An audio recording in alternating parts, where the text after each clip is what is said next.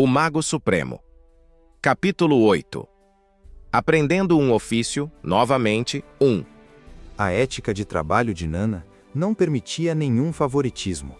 Lith pode ter sido seu futuro aprendiz, mas Tista teve que esperar a vez dela como todo mundo.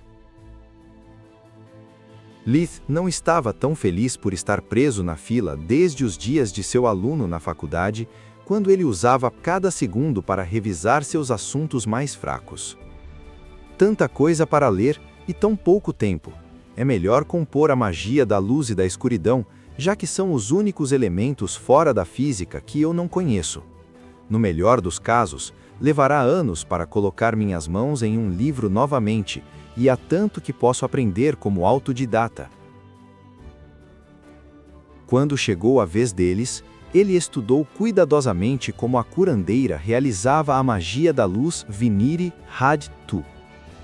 Era a mesma força vital que detectara o feitiço que ela usara nele 3 anos atrás.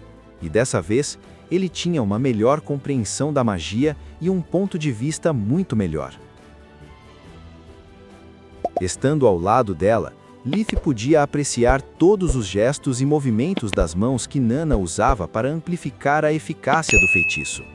A luz envolveu o corpo de Tista, rapidamente se tornando cinza ao redor do peito, delineando claramente a forma de seus pulmões.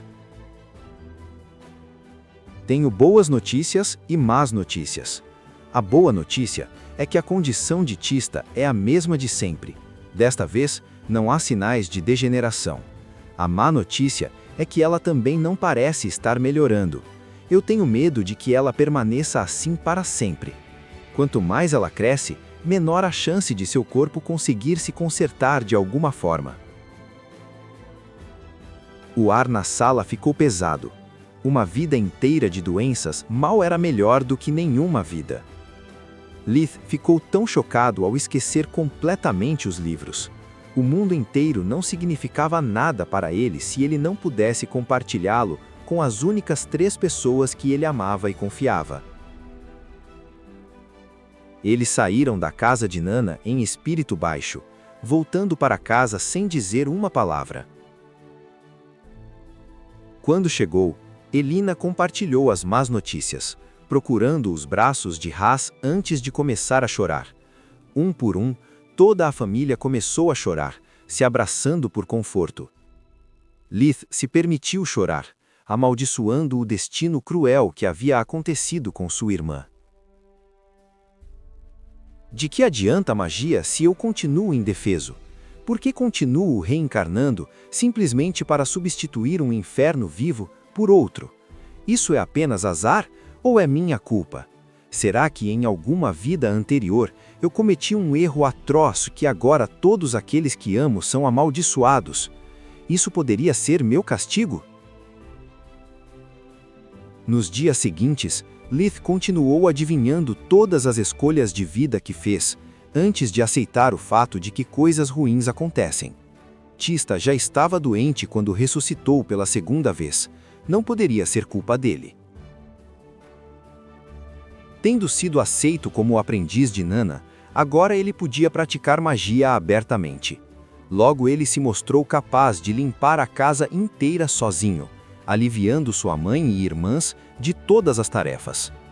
Graças à magia das trevas, a limpeza de pratos e caldeirões se tornou uma questão de minutos. Nada orgânico, seja resíduo de comida ou graxa, pôde escapar de ser transformado em pó por uma única esparca de energia escura. Ele também fez inúmeras experiências com a magia da luz, em busca de uma cura. No entanto, tudo o que ele conseguiu fazer foi manter os sintomas afastados. Tista agora precisava de muito menos tratamentos de Nana, mas ainda estava prisioneira em seu próprio corpo. Isso fez com que Orpal o odiasse cada vez mais. Mostre-se! Como devo aproveitar minha vida com ele respirando constantemente no meu pescoço? Não apenas o sanguessuga divide o trabalho doméstico com a mãe, mas também passa muito tempo com Tista. Mamãe e papai sempre o elogiam por seu talento chamado, e agora nunca calam a boca sobre o sanguessuga economizando muito dinheiro para a família, cuidando sozinho da condição de Tista. Ninguém se importa comigo desperdiçando meu tempo e suor, fazendo todo o trabalho agrícola. Deuses, por que vocês deixaram ele viver? Por que vocês não me deram nenhum talento? Alheio aos sentimentos de seu irmão, Lith não estava lidando muito melhor.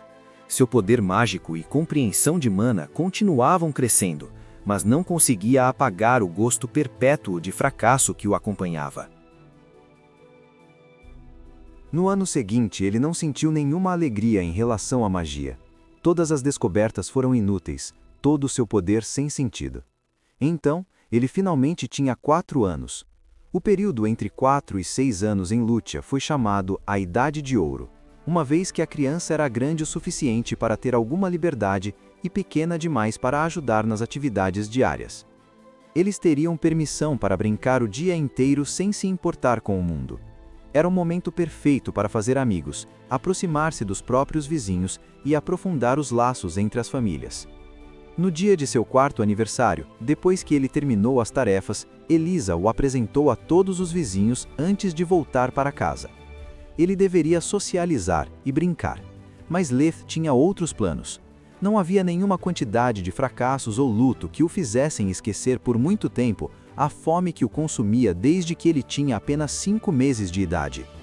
A fazenda de Ress ficava na extremidade oeste das terras agrícolas de Lúcia, um pouco menos de 1 quilômetro, 0,62 milhas, além dos grandes bosques conhecidos como Traun.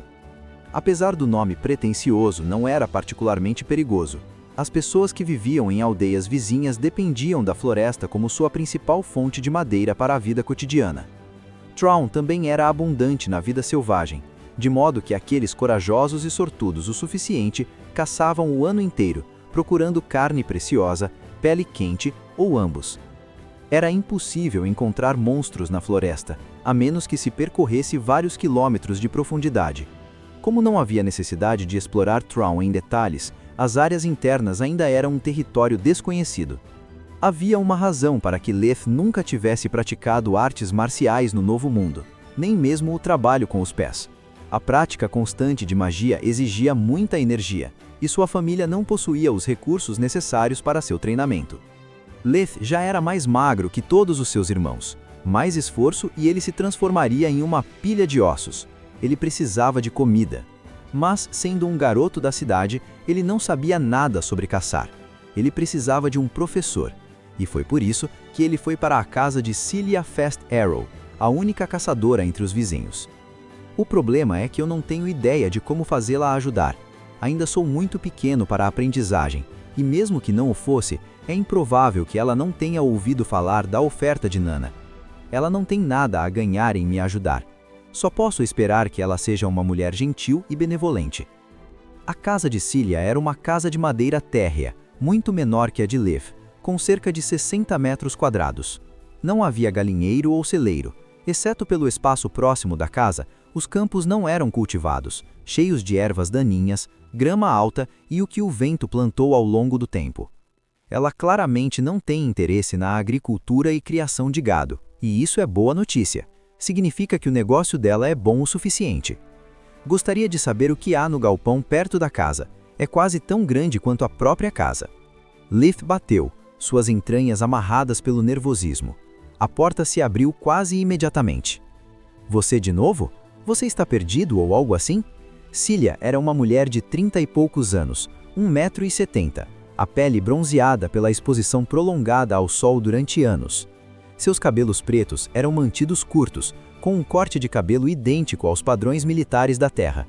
Ela poderia ter sido considerada muito fofa, mas o pequeno seio, associado aos olhos afiados e à atitude áspera, a deixava mais masculina do que a maioria dos agricultores. Ela usava uma jaqueta de couro por cima de uma camisa verde, calça verde cargo e botas marrons de caça com uma sola mole para limitar o barulho durante o movimento. Oi, senhora Fast Arrow. Preciso de um favor. Poderia me ensinar como esfolar e estripar animais? Celia levantou uma sobrancelha. Por quê? Porque eu estou com fome. Não tendo nenhuma influência nela, Lith decidiu que a verdade era a melhor política. Estou com fome há tempo suficiente para esquecer como é estar cheio. Sei que posso caçar, mas também sei que sem um manuseio adequado, a carne fica ruim e não é comestível. Não, você me entendeu mal. Quero dizer por que devo ajudá-lo. O que há para mim? Agora ela estava triturando as sobrancelhas. O que você quer? Lith perguntou enquanto reprimia o desejo de matá-la lenta e dolorosamente. Ele estava com fome o suficiente para vê-la como presa.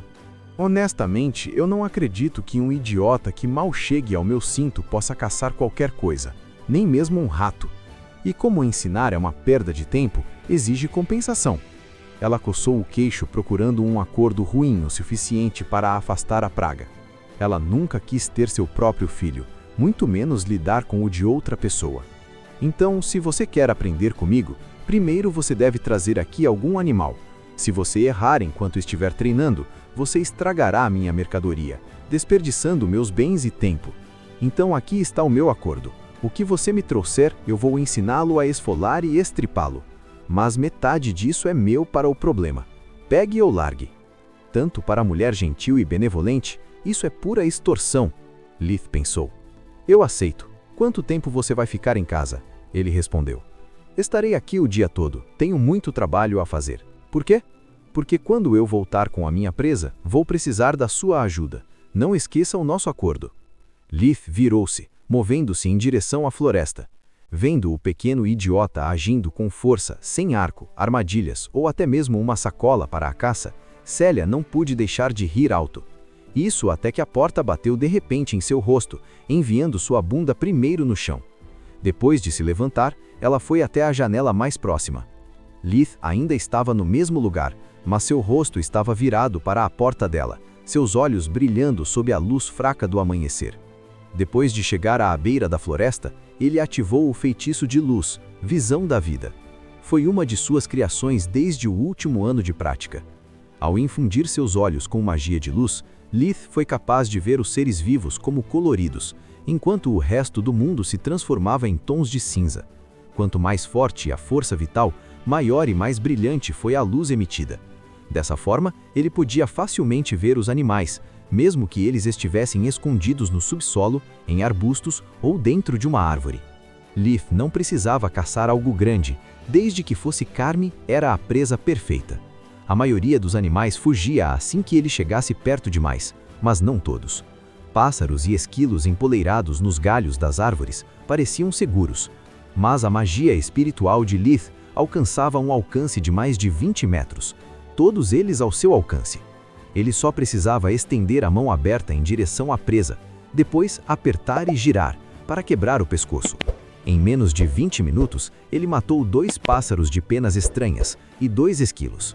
Eu poderia pegar mais, mas quero pagar essa vadia o mínimo possível. Ao voltar para a casa da caçadora, sua ganância estava debatendo ferozmente com sua raiva. Droga, eu gostaria de poder perguntar ao meu pai.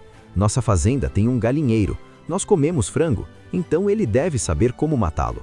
Mas se eu fizer isso, serei forçado a compartilhar minha presa em partes iguais. E se há algo que eu odeio mais do que ser assaltado por essa vadia, é a ideia de Orpal e Trion terem a mesma quantidade de carne que eu, ou pior ainda mais por serem mais velhos. Eu cacei essa presa, essa carne é minha. Eles só poderão comer meus restos quando e se eu quiser. Quando Lith chegou à porta, ele se acalmou, a raiva escondida pelo rosto de seus negócios. Ele respirou fundo antes de bater novamente. Quando Célia ouviu, estava ao ponto de zombar dele, chamando-o de desistente por desistir em menos de 1 hora. Mas então, Lith mostrou-lhe a presa, fazendo-o falar. Nunca subestime o quão difícil é o trabalho de um caçador.